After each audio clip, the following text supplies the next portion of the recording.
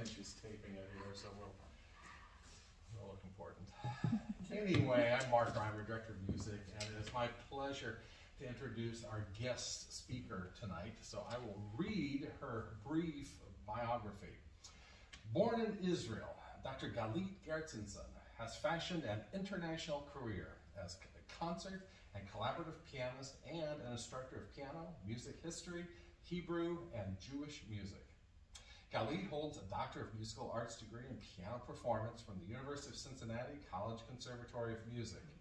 She also holds a master's degree in piano performance and a bachelor's degree in piano performance and musicology, both from the Buchman Mehta School of Music at Tel Aviv University. Galit has performed throughout the United States, Israel, Italy, Germany, and the Czech Republic, and has collaborated with leading world-class musicians, including members of the Israel Philharmonic, the Cincinnati Symphony Orchestra, the Nashville Symphony Orchestra, and numerous internationally acclaimed singers. She has performed in prestigious concert venues such as the Weill Recital Hall at Carnegie Hall, the Bundestag, and other concert halls across Israel, Europe, and the United States. An advocate for performance and research of music written during the Holocaust, Galit regularly presents papers and lecture recitals on the music of the concentration camp Terezin. Her recent papers were presented at Anderson University, Florida State University, Indiana University, Ball State University, and Yad Vashem, I always butcher that name, Institute in Jerusalem. Dr. Gertsenzon is a recipient of the 2018 C. Warren Vanderhill Award for Outstanding Honors Faculty at Ball State University. So let us welcome Dr. Galit Gertsenzon.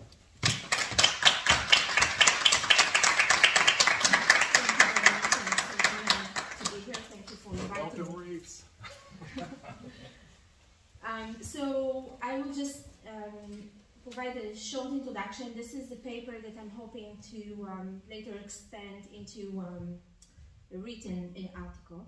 So I will read most of it from my notes. And I'm especially honored to have a world composer here, Andrew Scott Bell, twice.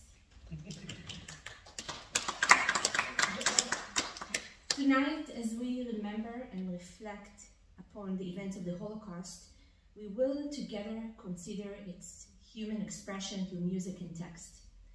The variety of testimony stories, those told in words and sounds, it is asking us to feel the Holocaust as experienced by the generation who lived it, and then somehow miraculously created artful articulations through theater, opera, and literature.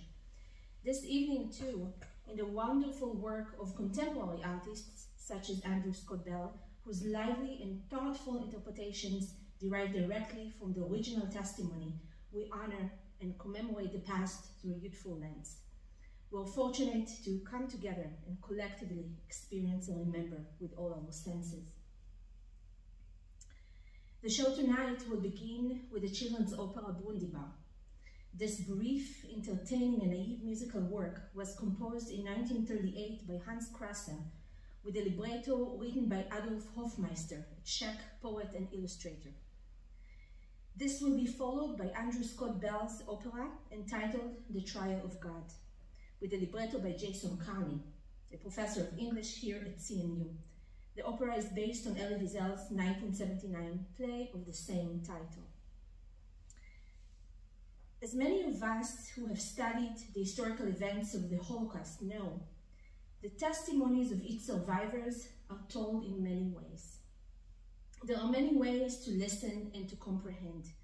One thing I hope we can all agree on is that these artful expressions of the unthinkable transcend place and time in powerful ways that connect us all. While the experience of the Holocaust cannot be understood through one story, one lesson, one movie, or one musical piece, our engagement with different types of testimony as we experience it tonight brings us momentarily closer to the atrocities of this time, when humanity revealed its worst. Unique to individual experience and collective memory, these stories encourage us to delve into an ugly past while sanctifying and blessing the lives of those murdered in its graves. They are our living and breathing inheritance, and it is my hope that their impact will remain with us long after we exit the theater tonight. While both operas are born of unspeakable human trial and tragedy, my goal for this prelude to their performance is to demonstrate how each provides unique ways to relate to the individual and collective suffering in varying expressive forms.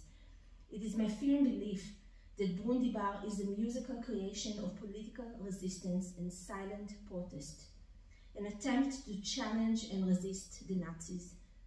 While performed many times in Terezin, as I will describe later in detail, it provided solace to imprisoned children and refuge from the harsh camp conditions they were meant to endure.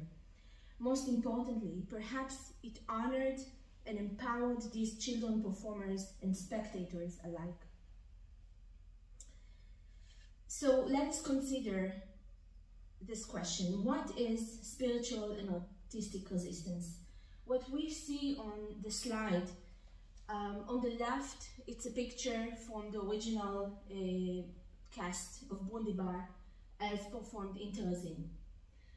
On the upper right image, we see the choir led by Raphael Schachter, who were rehearsing Verdi's Requiem. The image on the right bottom is the Ghetto Swingers, a Jewish group who played jazz in Terezin. Many scholars, reputed artists, and talented musicians who were silenced during the Holocaust had limited ways of expressing protest. While academics searched for ways to document, artists and musicians began creating works that raised quiet, sometimes hidden ways to resist the cruel and discriminatory regime of the time. Expressions born of social, political, and humanitarian conflict become forms of spiritual resistance, and these are plentiful and richly varied. One striking example of this was the underground Archives Oneg Shabbat in the Warsaw ghetto, translated as the delight of the Sabbath, a special time when usually members of the Jewish community gather to enjoy the pleasures of the Shabbat. A space in the ghetto was transformed into a large research archive documenting the lives of Jews in the ghetto. Established by historian Emanuel Ringenblum, a group of scholars, including rabbis, social workers, historians, and writers, all collected information and important historical testimony of the events overtaking the Jews of Warsaw and the horrific things that happened there. Various artists and poets composed and performed in the camps. One of them was singer-songwriter Mordechai Gebirtik, and I will just, for the favor of sound, I will play this, and I will just tell you that the song that we are about to hear was written before the Holocaust is considered began. It was in 1936, after one of the horrific pogroms, and when I mention the word pogroms, what I mean is a massacre. And that massacre took place in a small Jewish town in Poland, and after which Mordechai Gebirtik wrote this song.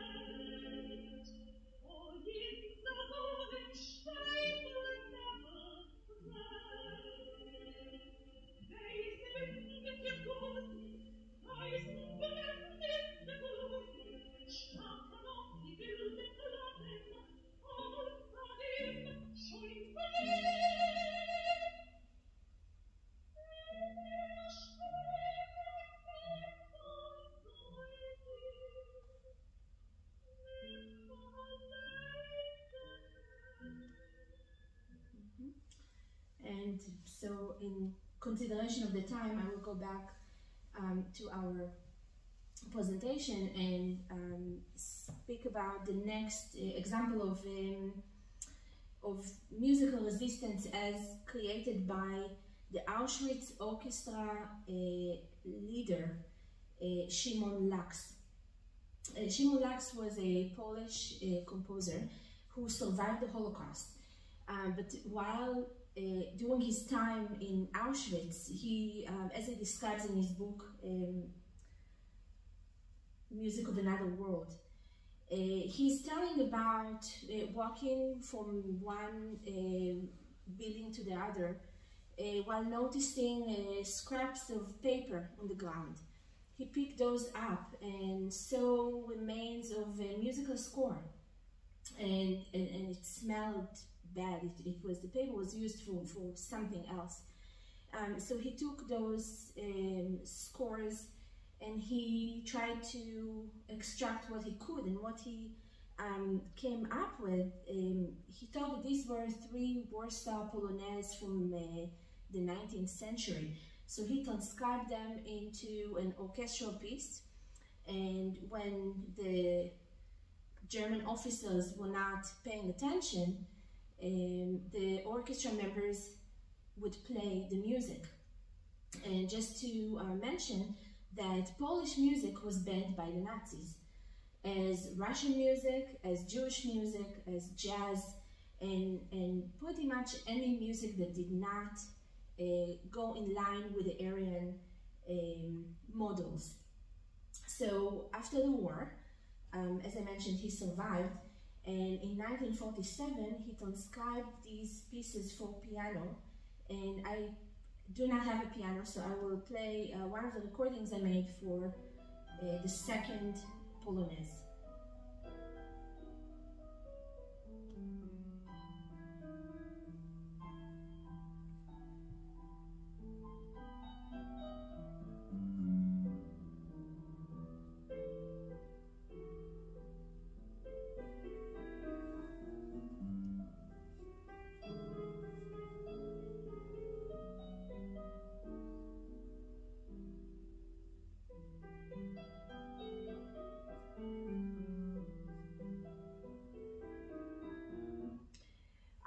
Ways of resisting the Nazis was done by children, and one of those was Helga Weissova, who used the gift of painting and drawing while she was at Terezin.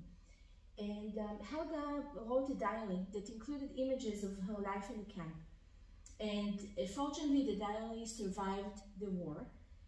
And she remembers that her father used to tell her, draw what you see. And so that's what she did. She was held captive in Terezin, in a girl's home in room 24. And what we see here is a testimony of what she saw. In this drawing, for example, we see that each of the people is carrying a suitcase. Every person deported to Terezin was only allowed one suitcase weighing 50 kilograms, which I'm not sure how this translates to pounds. But she dated this as 1942, and the title of this painting is Arrival in Terezin. And in another drawing she made, this was a transport of Polish children from August 29, 1943.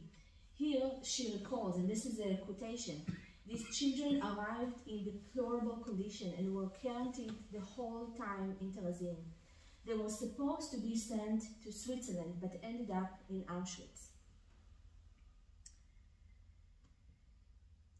There are countless painters, performers, and composers, especially to study in Terezin. And unfortunately, our short time today does not allow me even to touch the tip of the iceberg. But I encourage you all to consider it, and happy to share more information about these composers. The Terezin concentration camp was like no other. It's located less than an hour from Prague, about 45 minutes drive. And the camp and ghetto served several purposes during the Second World War. It was actually built in 1784 by Joseph II, and it was called Theresienstadt to commemorate his mother. What we see in those pictures on the right is the aerial view of the town. So there is a town that's built like a fortress, and then adjacent over the river is another fortress that is a prison, and it's quite large, and I walked through it, and it was devastating to just imagine what had happened there during the Second World War. But it had several repurposed plans. During the First World War, the prison, which is on the left, had political prisoners incarcerated, and during the Second World War, the prison still had incarcerated prisoners, but then the Jews were sent to the town that's on the right. So how did people get there? It was actually marketed as a settlement for older Jews. So many of whom were successful and quite prominent from all over Europe made sure that they would get a space there as soon as possible. And this is how many of the elite academics and artists ended up in Terezin. And unlike other camps which were more transient, Terezin inmates were held there for longer times. So due to that and other reasons, the camp was able to establish its own community with its own administrative practices and committees to help and create and encourage a rich cultural life there. And this life that was quite harsh, but fortunately also included concert performances, lectures, and educational programs for children and adults. Brundibar was not the only opera performed in Terezin. In fact, camp prisoners, those that were able, were exposed to several opera productions within the walls of Terezin. Among those were Bedrich Smetana's The Battered Bride, a comic opera inspired by the folk tradition of his Czech village. This three-act opera featuring Czech songs and dances definitely brought home to the incarcerated prisoners who longed so desperately to go back to their homes. Other repertoire favorites in this genre included Mozart's The Marriage of Figaro, The Magic Flute, La Serva Pedrona by Pergolesi, Verdi's Rigoletto, Puccini's Tosca, Bizet's Carmen, and these are just to name a few of the productions. Perhaps the most notable Terezin opera to par with Brundibar for younger kids was Victor Ullmann's The Emperor of Atlantis, composed and rehearsed there but never performed. The singers and musicians were sent to the gas chambers in Auschwitz before its debut. Music education in Terezin was sparse, but it existed. 1.5 million kids were murdered in the Holocaust, and yet genocide occurred in other forms and ways as well. Of the most dreadful attacks against children was the interruption and the privation of their formal education. And yet, while the Germans used everything in their power to eradicate proper education, some gaps emerged through their policies.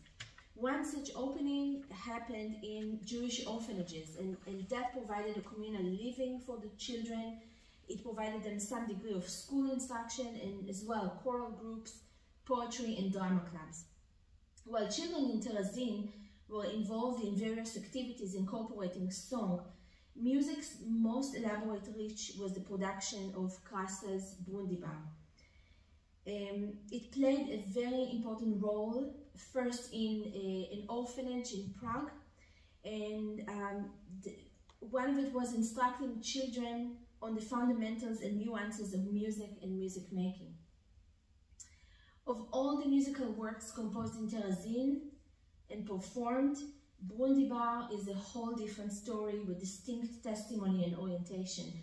At the heart of his work, the fact that children, the most vulnerable, and the innocent of all were the victims. It is a musical expression made for the children and performed by children. There are many ways to tell a story, and many ways which we can experience it, and Brundibar is an excellent example of this. So as I mentioned, the opera was not composed in Terezin. It was composed in 1938 by Hans Krasser, who was an established award-winning composer. And his music even reached the United States while he was still alive. It was performed in Boston by the Boston Symphony. The opera itself, Brundibar, he collaborated with Adolf Hofmeister, who was also a social activist, and together they created this protest opera for kids. The intention was to submit this opera for a state competition, but due to the Nazis taking over Czechoslovakia, they ended up not submitting it to the competition. Brundibar was first premiered in Nazi-occupied Prague by those children of the Jewish orphanage in Belgiska Street, and it was followed by another second performance in 1942. And at that time, mass transportations of Bohemian and Moravian Jews were taking place. And in 1943, a copy of the score was smuggled into the camp. And Krasser, who already had been there, he orchestrated the score to fit the music to the musicians that were available in that camp. And it premiered there on September 23, 1943, in the hall that we see in that picture. This was the Magdeburg Barracks. The opera was so popular in Terezin that it later was staged for the purpose of the propaganda film that I will show excerpts from. It was a propaganda film produced by the Nazis and directed by the Jewish director Kurt Geron, who was, until the Nuremberg laws, he was one of the most leading directors and actors in Germany. So as soon as the Nuremberg laws took action, he was fired from all his positions, he was stripped of his social status, and eventually he was deported to Terezin, where there is a controversy whether he wanted to direct this propaganda movie in the hopes that he would be saved, or he was forced by the Nazis to do so. The movie was titled "The Führer Gives a City to the Jews," and the opera was performed for the 55th time during the inspection of the camp by International Red Cross in September of that year, of the next year, of 1944. And a few weeks after that, October 44, there was a mass deportation of Terezin prisoners to Auschwitz and other camps in the east, and that marked the ending of Brundibar's production and the death of many of its performers and musicians. Now I will show you this image that focuses on the facial expressions of the children. And this was one of the performances of Brundibar. I think we can all agree that their eyes are very sad. They don't seem clean, they do not seem happy. And on the contrary, look at this picture. So these, not the same kids, but also kids in Terezin, and these children are clean, well-dressed, and smiling to the camera. This is actually was directed by Kurt Geron. So Kurt Geron was standing there and asking them to smile. They had installed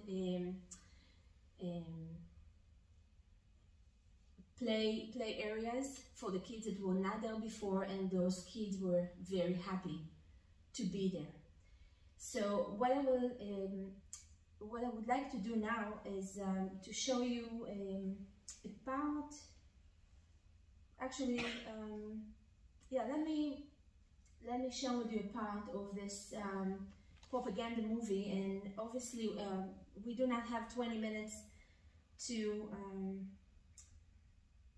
share. So I will just show a few excerpts. One of the excerpts will show a performance of Hans Krasse's music by Orchestra in Terezin. Die Paul Haas komponiert hatte. Wieder waren die Inhaftierten angewiesen worden, ihre besten Sachen anzuziehen. Ärmlich gekleidete Menschen wurden nicht zugelassen. Kriegsversehrte und Invaliden nur, wenn sie zur Prominenz gehörten.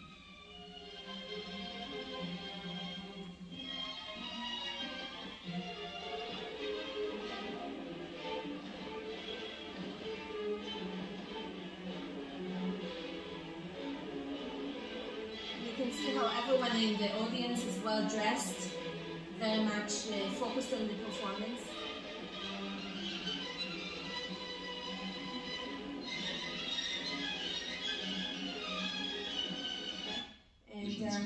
And sorry, I forgot what time I meant to show. This is a soccer match, also directed for the purposes of the movie.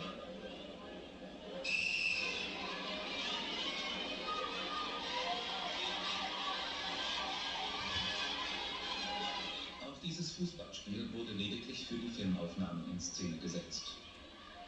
In einem Schreiben des Regisseurs an die Arbeitszentrale im Ghetto. So the movie has those different scenes that portray every aspect of the lives of those incarcerated. Obviously, what we see, the movie was very well directed, and what we witness is a whole complete sham. That was not the reality of the incarcerated people.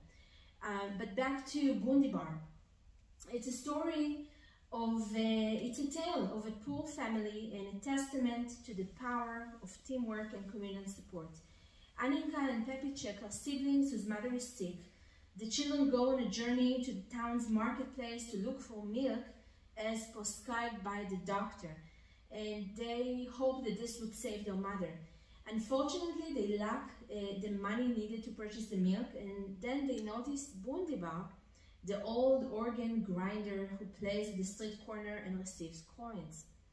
They too wish to sing in order to raise the necessary funds to purchase the milk, but they are unsuccessful. No one listens to them, and Brundibar chases them away. 3 animals arrive to the rescue: a sparrow, a cat, and a dog. The animals help them recruit other children to join their choir. The next morning, all the children and the animals begin vibrant communal singing. Their beautiful songs endear the support of the townsfolk, and Aninka and Pepicek raise the money for milk. And then suddenly, Brundibar sneaks and tries to steal their money. All the children and all the animals chase him to recover the milk money. The story concludes in a victory song about conquering the wicked Brundibar. So what type of testimony does this opera give us? Many of Terezin's children were murdered in the Holocaust, as was composer Hans Krasse and many of those involved in the production of Brundibar. What we are left with is the spirited testimony of musical resistance from the depths of hell. When those children could not express their agony in words, could not fight their outrageous circumstances in action, they chose to sing. Brundibar is a simple story with a powerful meaning. It is about hope and about social justice, and as such, it provided solace and short-lived comfort to those enjoying its performance, as well as to those endeavoring to bring it to life. Today, it endows audiences with much of the same, albeit from a contemporary perspective, an allegorical telling of a victory over a tyrant, music that is approachable, memorable, and enjoyable, and an orchestration that is delicate and challenging enough to provide entertainment for sophisticated and inexperienced ears alike. So I will show you one more excerpt from this opera, from this propaganda movie, and this is the performance of the opera in Terezin.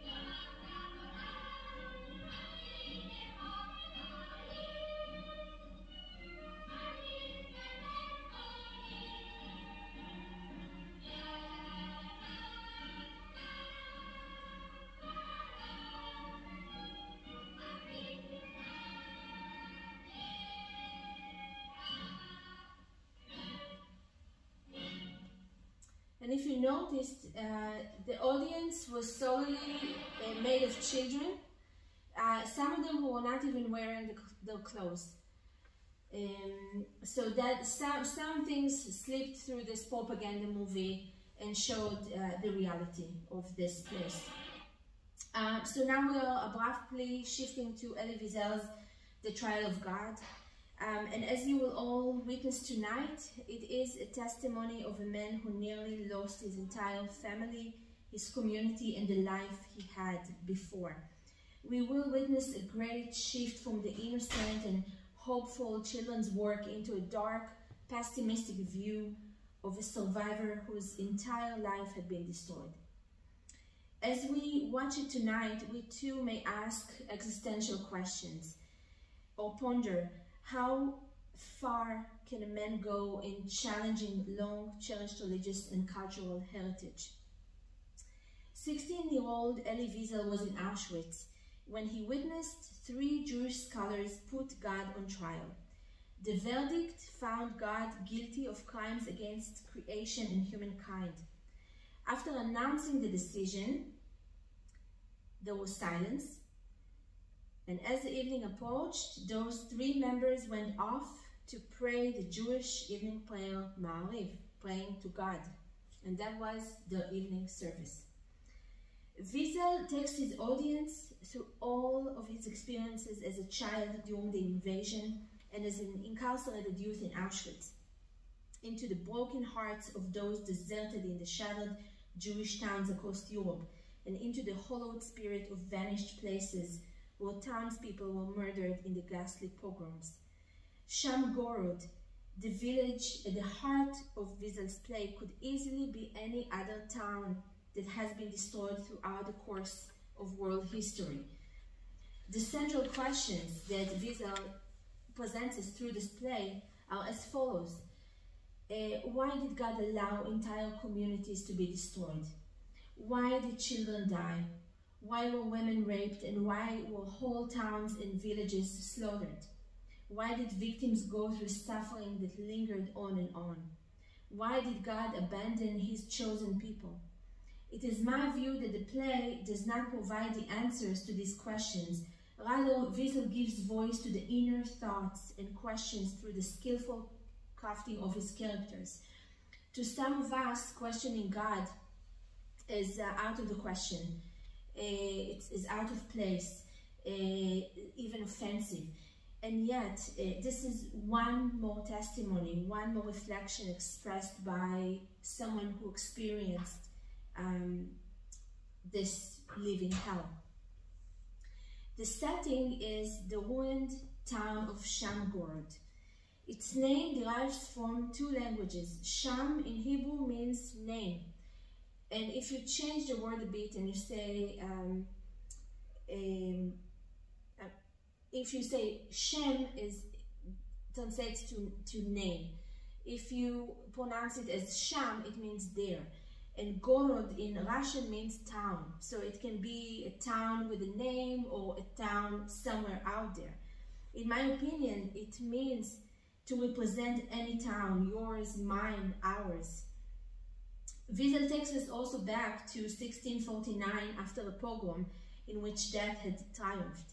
The village is completely destroyed, buried in dust and darkness. Only a few people survive, and they are alone in an inn where many atrocities took place. The plot centers around the holiday of Purim, and as someone who grew in Israel, I can tell you that Purim is the happiest holiday in the Jewish calendar. It's where people dress themselves in costumes, where they allow themselves to indulge in silliness and light-hearted fun. It is a holiday commemorating the great miracle the Jews in Persia received when the evil Haman attempted to kill them all. It was the wise and courageous Queen Esther and her uncle Mordechai who were able to turn Haman's rule upside down and save all the Jews. And exactly on that happiest holiday, Wiesel transforms old perceptions and shares a controversial testimony. The rabbis that he met in Auschwitz are now transformed into fictional minstrels Mendel, Avramol, and Yanko. They all seem unaware and disconnected both physically and viscerally of the atrocities that took place in the town. Other characters include Berish, the innkeeper, who's sorrowful and angry. He lost his entire family and community except for his daughter Hannah, who was victimized and raped for hours by the angry mob. Berish was forced to watch her being tortured. Hannah appears weak, disconnected, and fragile. She may be mad or perhaps absent-minded, as Wiesel describes her. Maria, a servant at the inn, is also another humiliated soul. The priest, Russian Orthodox, who is kind but weak. In the opera tonight, we will witness the priest attempting to direct Berish and his daughter to the cross, in attempts to save them from another massacre. The minstrels come to the inn hoping to exchange some laughter and play for food, but as soon as they realize that there are no Jews left in the town and witness the angry and mournful state of Berish, they decide in minstrel fashion to put God on trial. And finally, Sam, the diabolic character who does not reveal his identity, had been previously seen by all the characters who are unable to determine exactly as to where did they see him before. He previously seemed to appear prior to massacres that took place in other towns. Sam comes in cynically defending God in what seems like another diabolical act. His appearance is corrupt and destructive, as we will all witness. Throughout the play, Wiesel persistently questions what many hold as unquestionable, doubting the power of God, questioning those old Jewish myths long told and cherished by generations for thousands of years. He's testing sacred understandings and cultural discourse in ways that may seem offensive. Through the character of Berish, Wiesel brings to the fore provocative questions that challenge those Jewish traditions and the Jewish faith and practice. By doing so, he's asking us to reflect, to evaluate, and perhaps also to reconsider faith in light of these events. And again, we should consider this as only one testimony, only one story, one of many. Here's what we are about to hear tonight. Through the musical and textual milieu, Andrew Scott Bell and Jason Carney transformed the play's thematic elements, and they bring the story into a fresh and clear relief, such that its essence occupies the stage in ways that help us picture Wiesel's testimony in our minds and through our senses.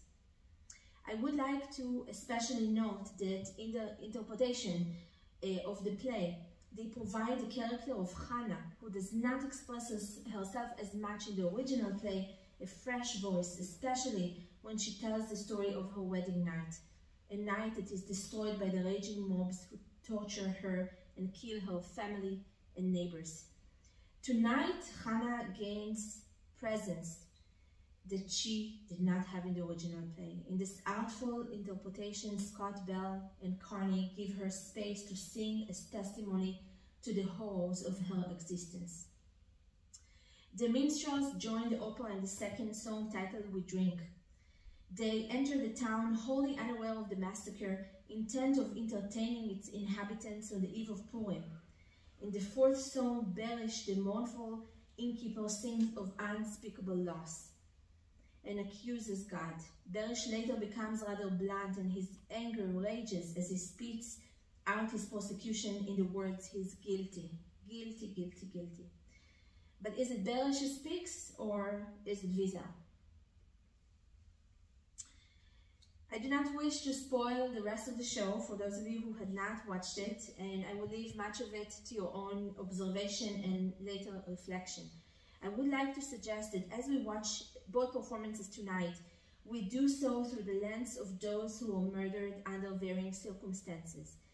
Tonight, we're able to glance into the worlds of Hans Krasser, Adolf Hofmeister, and Elie Wiesel, men who gave these struggles a space for all to experience and witness. Men who created voices for the millions who were silenced. Their testimonies, ascending from their own personal hells, are here to educate us and serve as a reminder of what inhumanity looks like. They give us proof, too, that the spirit of life continues, that the troubles of the past can be collectively experienced and understood through art, and maybe most importantly, that the fruits of resistance seldom spoil. So to finish my talk, I would like to share with you a few words that Wiesel had mentioned about faith. I feel that it is important enough to share his views on faith in light of what we're about to see. So I will have to get out of this presentation so that I can take this to 3 minutes into his interview. A question that I've asked, whether all of this doesn't challenge, if not his nerve, then surely his faith. Ellie, it's an old question. My faith in what? My faith in whom? Is it my faith in humanity? Of course it's challenged, sometimes wounded. But what is the alternative? To say, give up, I give in? No, I wouldn't credit the enemy with such strength.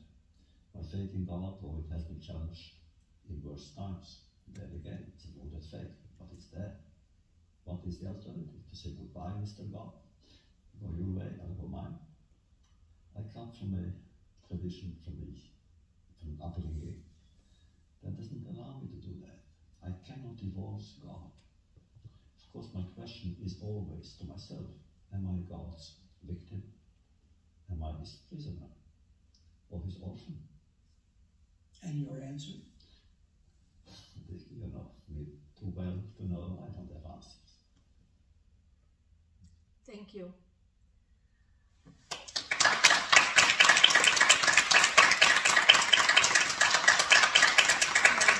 Let's welcome questions. If we have time left. About 2 minutes. Okay. Ask it fast.